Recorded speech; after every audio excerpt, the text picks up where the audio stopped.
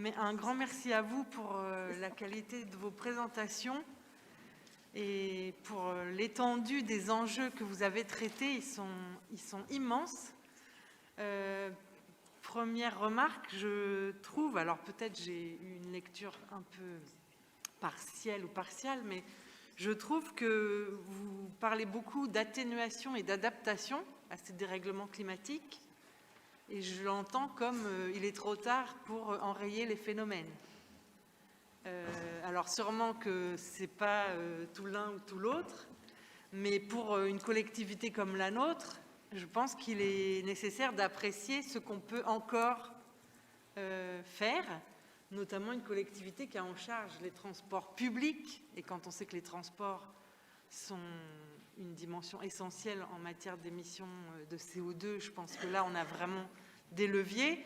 Et je mets ça au regard de l'expérience récente du premier confinement, où l'économie a quasiment été totalement à l'arrêt et où finalement les impacts sont quasi inexistants, ou en tout cas très faibles.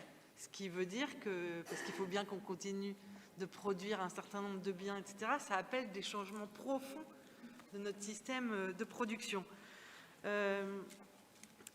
Vous avez évoqué, et c'est Laurent Beauvais qui soulignait ça, le fait qu'il fallait un peu, je vais mal le dire, mais laisser la nature reprendre ses droits. Or, il y a peut-être aussi encore des interventions humaines à opérer. Je pense à des exemples tout bêtes. Vous avez beaucoup, et à juste titre, parlé de l'eau. Et on a en Normandie un certain nombre, par exemple, de villes textiles où les rivières ont été ou détournées ou enfermées. Et il y a besoin, je pense, ça se fait d'ailleurs dans un certain nombre de territoires, d'une intervention humaine pour ressortir ou remettre ces rivières dans leur lit, et donc d'interventions humaines qui reviennent peut-être à des choses un peu originelles. L'un d'entre vous a évoqué, et moi ça me parle forcément, le fait que si chacun d'entre nous avait des leviers d'intervention, si les collectivités ont des leviers d'intervention, il y a aussi besoin de changements systémiques, parce qu'en effet, on voit bien qu'on est quand même dans un contexte de concurrence. Vous avez évoqué par exemple la pêche, l'exemple que vous donniez avec en moyenne des bateaux qui en Normandie font 11 mètres et ont 3 hommes à bord. Et ben, concrètement, en ce moment, ces pêcheurs-là, ils se trouvent confrontés à des navires-usines qui font une centaine de mètres et qui viennent, et qui viennent piller les fonds. Donc,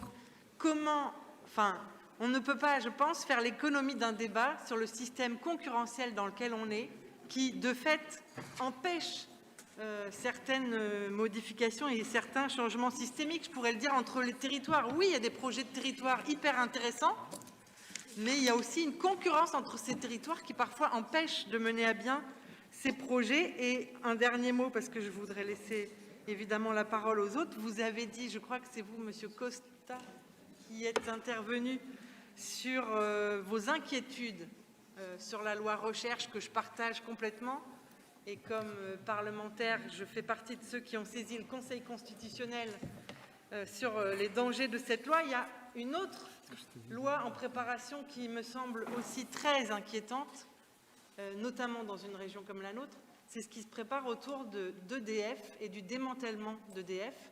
Parce que nous avons, je crois, aujourd'hui, un outil qui est dans les mains de la puissance publique, qui peut jouer un rôle, je ne dis pas qu'il le joue aujourd'hui, mais qui peut jouer un rôle déterminant, stratégique en matière de